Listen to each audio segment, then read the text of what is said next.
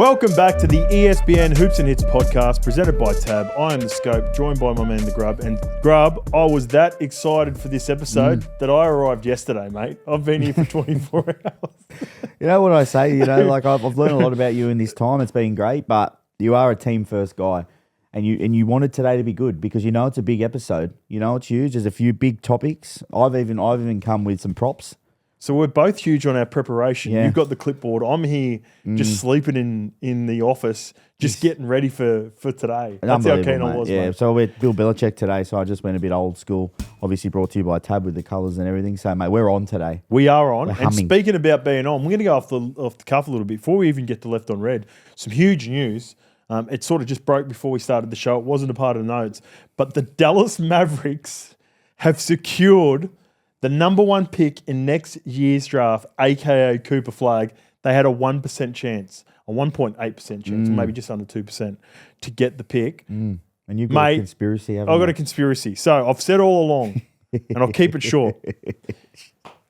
Nike become the biggest brand in the world, clothing brand, sporting brand, off the back of the popularity of the NBA, most importantly, Michael Jordan. Yep. When this trade happened, I always thought my conspiracy theory was that the Nike plus the NBA wanted to put the most polarizing or popular player that is going to be in the next 10 to 15 years into the biggest market, which was the LA Lakers. So you go from Kobe, or we go even further back. The Lakers have always had stars in Hollywood.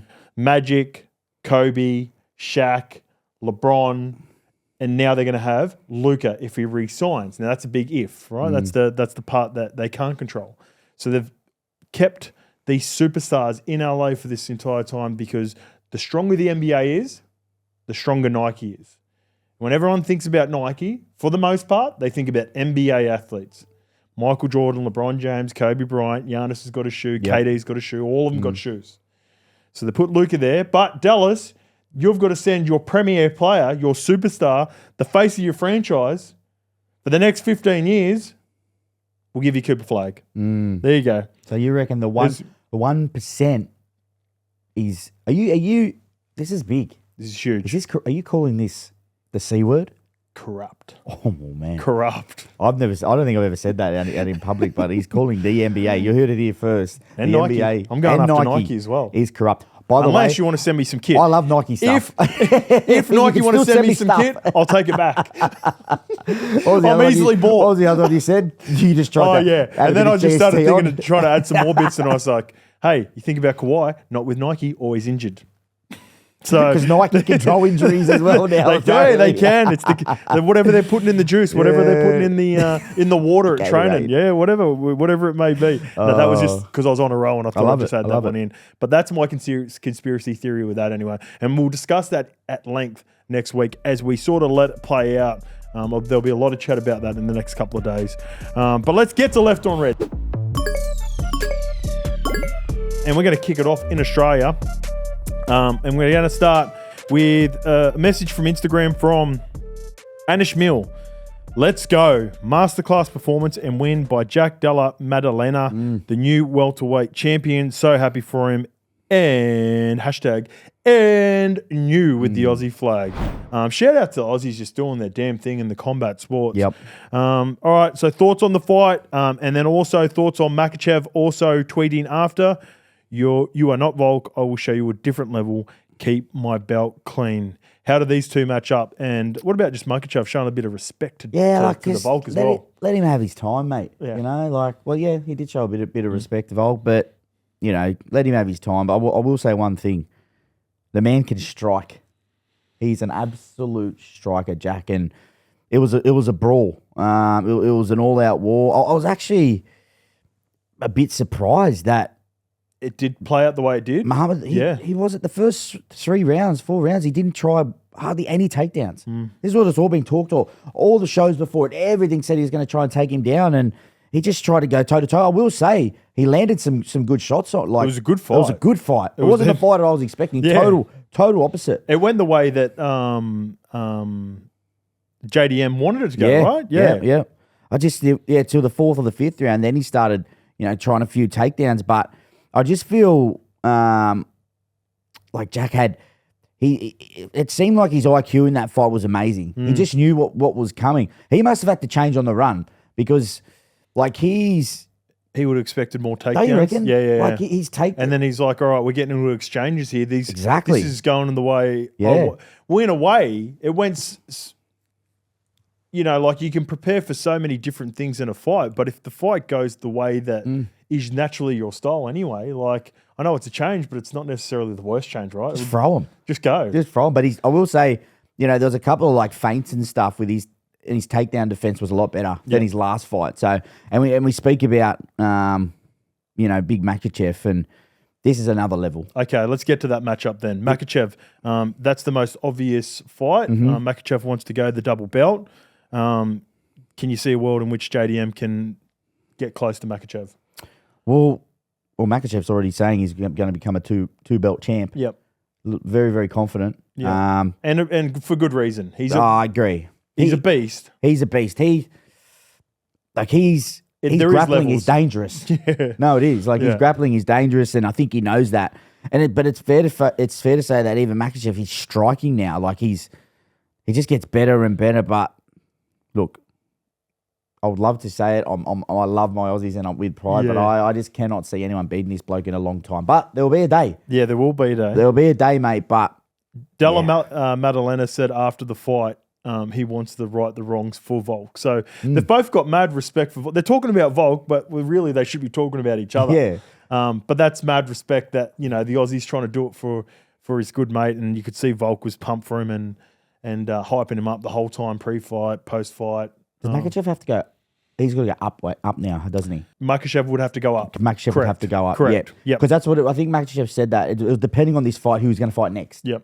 So for Makhachev to go up, that's hard. Like that is a hurdle in itself. It seems like the most obvious route though for fighters to go up. If you go well enough in your own division, I don't know, not being a fighter myself, it feel like it'd be easier to go up than down.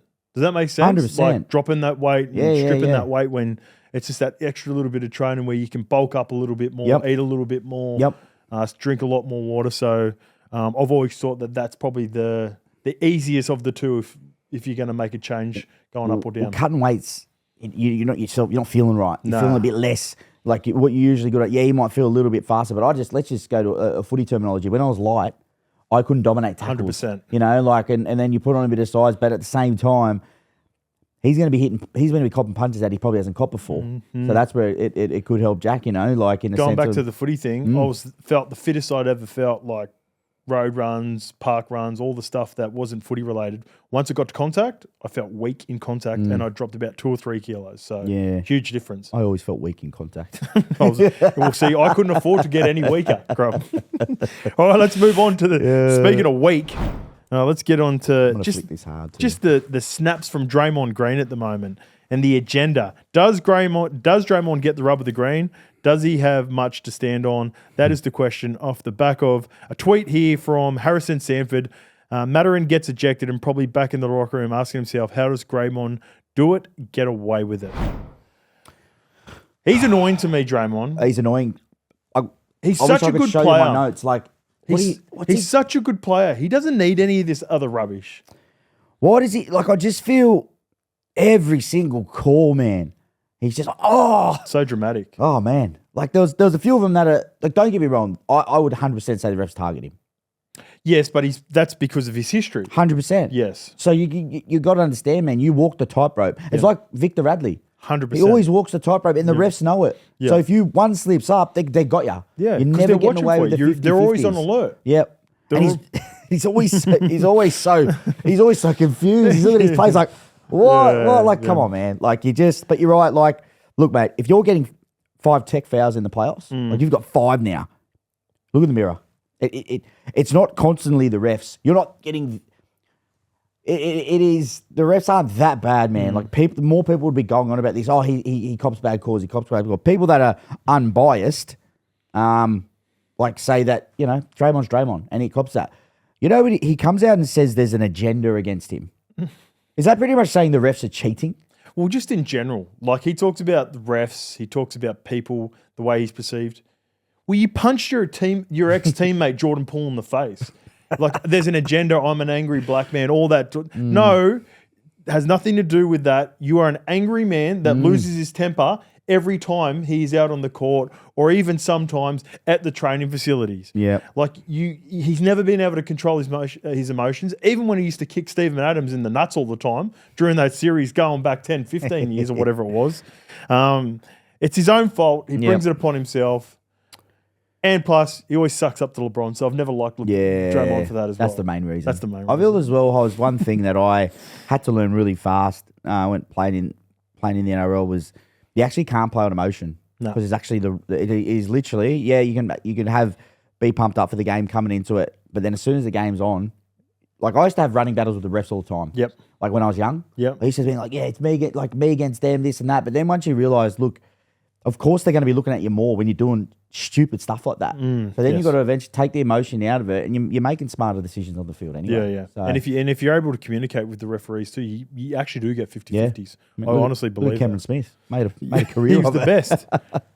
Remember when they had 2 referees on the field? There was 3 when they put the Melbourne Storm were three-way playing. chats like the good old days on Facebook. All right, let's get to Twitter. This one's from Jordan Ramirez.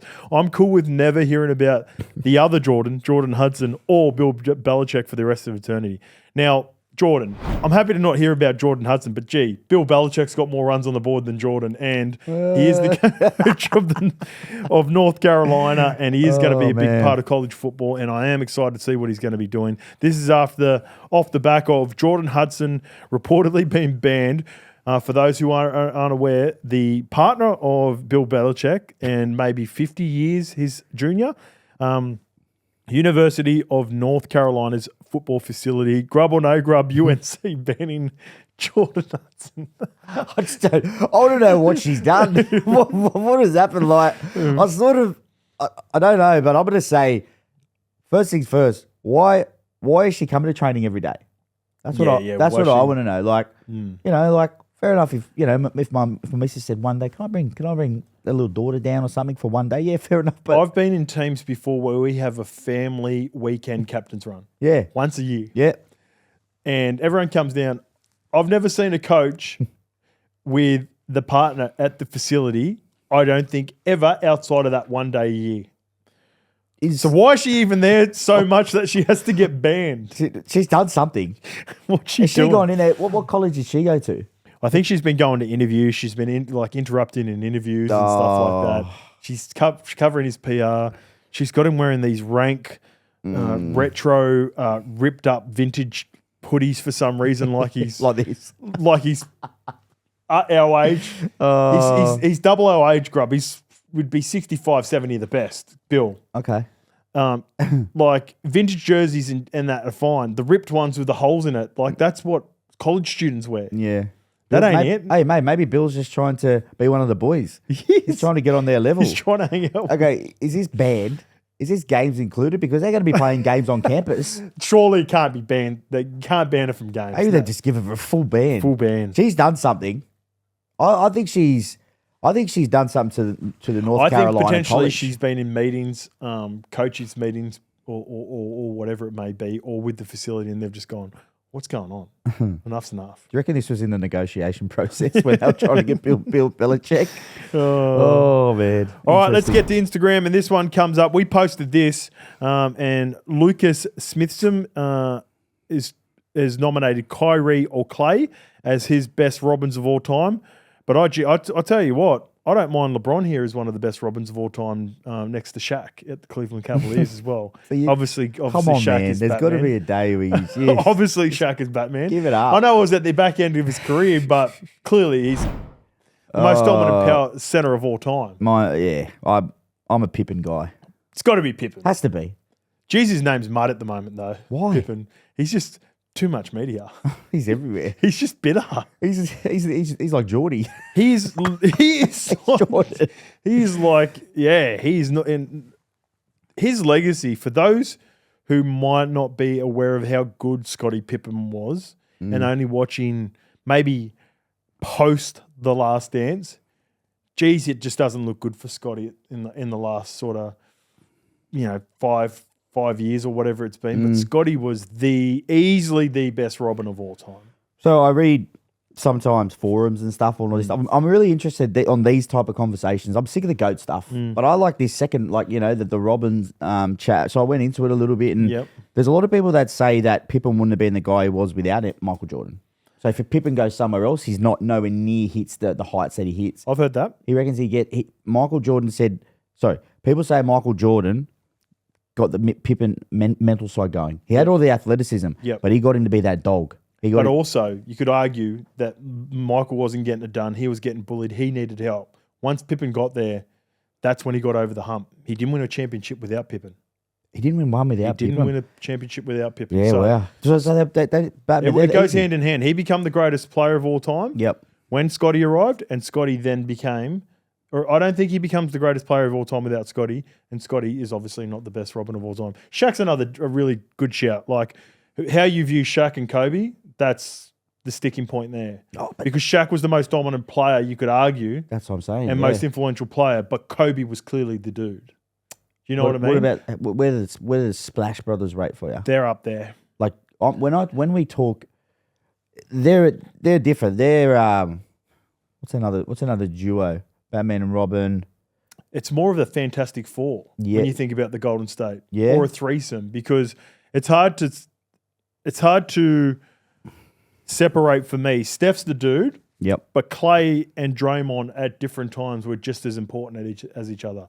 And then once they got KD was arguably in the same situation as the way you view Kobe and Shaq. Like, who was the guy out of Kevin Durant and Steph? Because Steph Curry's the leader, we automatically assume that he's the Batman. But those are the harder ones. There's not really. I'm just trying to think of some other championship teams. A lot of other teams that were good. Like when you think of dominant eras, the Spurs, they had 3 or 4 guys. Ginobili, Parker. I feel they're more fours. But then I just feel the Splash Brothers in big playoff games and stuff, when they would light it up, you actually couldn't stop them. Yeah, could you? Like when they weren't missing shots between those two. Like for me, it was Clay. Like. I reckon it's clear Scottie Pippen daylight second because it's hard to figure out who the actual Robin are for some of the other ones. All right, let's get to the stalemate. And this is off the back of a huge trade after probably the biggest trade post-draft. George Pickens was traded to the Cowboys. And does this make them a playoff contender? So, this one comes from Facebook. Both of them come from Facebook. The first one's from Justin 12. Every single offseason we hear about the Cowboys being contenders. They haven't been contenders since the 90s. The Eagles and Commanders are much better, and both these teams are definitely contenders. Harry Burrow, the second one. Why? Is he going to play QB? So, pessimistic fans here, and I feel like they are the burn accounts of yourself and Shabs, just hating on the Cowboys as per. But I actually think this is a decent move. Yeah. I really do. I think he's the guy that will prevent as many, or at least he's going to require enough attention that it's going to get a few double teams off CD Lamb. Yep. And that's why they've brought him in. And they got him for a good price too. But it's still the Cowboys, and they're still pretenders. They don't have a running back. Dak, it's just not sold on him, man. I'm still, and look, people can say, because I've had all my Cowboys fans mates message me today, Pickens, yeah, good. Like you said, he's going to create some dramas. That is a 1-2 punch that you don't want to mess with. Yeah. They'll beat some teams on the back of just them too. Yeah. Because Dak, like Pickens, I would say he's up there with one of the best long balls out deep of threats. Deep threats, one-on-ones. He has to be up there. He's got good hands, yeah. The one thing I will say though is, so the Cowboys have come out and said that they want to change the culture. They don't want to be the Cowboys anymore. I suppose the Cowboys. I look at the Cowboys like the Brisbane Broncos, rock stars. Okay, I really do. Yep, and it's not a bad comp. I just don't think bringing in George Pickens. There's been questions about his character multiple times. Yep, everywhere he's been. Mike Tomlin doubled down on it after he sent him away. And so you're bringing in a guy that's going to be really. He's going to be really good for the culture that you're trying to create. I don't think so. I think he's going to get worse at the Cowboys. I think these two, I can't see them. He wants to be the one. Do you think he's going to concede that CD's the one? It's a good question. CD, he'll have to. CD is going to be the one. I think George will be fine if CD gets 10 receptions, as long as he gets at least 5 and gets a couple of red zone opportunities. That's what it would come down to. And that's tough for Dak because, when you go from focusing purely on CD, that's your game plan, to having to go, all right, no matter what, I've still got to get number 14 or whatever number he ends up taking at the Cowboys on the outside. I still think I've got you guys as the team to beat in the entire NFL, and that hasn't changed. The moves you've made, the draft you've had, the players you retained, the players you re-signed. Commanders are going to give you a bit of a scare, but I still think they're a few pieces away. And I just think this is going to make it even it's easily the best division. Yeah, in my opinion now. We've got a really good division in the NFC North, but I think with these moves, I think the Giants got better, and I think Dallas Cowboys made some sneaky good moves. And I love the compensation, or at least the backup they've got in Joe Milton in the backup quarterback. I think if anything crazy goes bad and it gets to, sort of where they have been over the last couple of years, watch out for Joe Milton, the backup quarterback that they just got for a 3rd or 4th rounder from the New England Patriots. We'll eat him up. He's got a bit of Jalen Hurts about him. Yeah, he does. Similar Milton. style. Yep. Look, it's all Joe Milton. Not Jalen Milton. Sounds great. Yeah, George. Yep, another threat, but Dak's got to step up, man. He really does. He's got it. So now you've got some weapons now. No excuses this year. It actually, and watch out for Jaden Blue, the running back that they got out of the backfield. He's a bit of a slasher. He's got a very fast 40 time. He's a bit like Devon A-Chain from the Dolphins. Fast.